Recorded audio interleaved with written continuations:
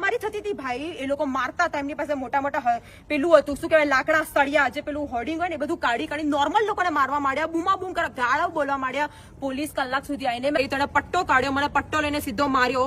આ જોઈને મેં બૂમો પાડી, એટલે મારો ભાઈ અને મારા પપ્પા આયા તો એને મોટો ત્યાંથી પેવર લીધો, મારા ભાઈના માથે માર્યો, એને લોહી લુવાણ કરી દીધો. પછી મારા પપ્પા આયા, એને અહીંયા બધે નખોરિયા ભર્યા. પછી મેં એલિસ બ્રિજ પોલીસ સ્ટેશન ને ફોન કર્યો તો એલિસ બ્રિજ પોલીસ વાળા આયા. 2 કલાક સુધી તો પહેલા એ લોકો આયા નહીં, પછી આયા એટલે એ લોકો પોલીસ ના દેખતા મારામારી ચાલુ કરી. ખુલ્લા છરા લઈને દોડ્યા, ખુલ્લા છરા. અમદાવાદમાં, ઉત્તર પ્રદેશની વાત નથી થઈ રહી. હું આ બધા જોડે દોડી, એમાંથી 2-3 ભાઈઓએ મારી મદદ કરીને મને રેલવે સ્ટેશનની પાછળ સંતાડી દીધી કે બેન તમે અહીંયા રહી જાઓ, તમે અત્યારે સેફ નથી. પછી મેં મારા પપ્પાને ફોન કર્યો, હું આ લોકોની 10 જણની પ્રોટેક્શનમાં છાના માના ફોર્ચ્યુન હોટલ પાસે પહોંચી.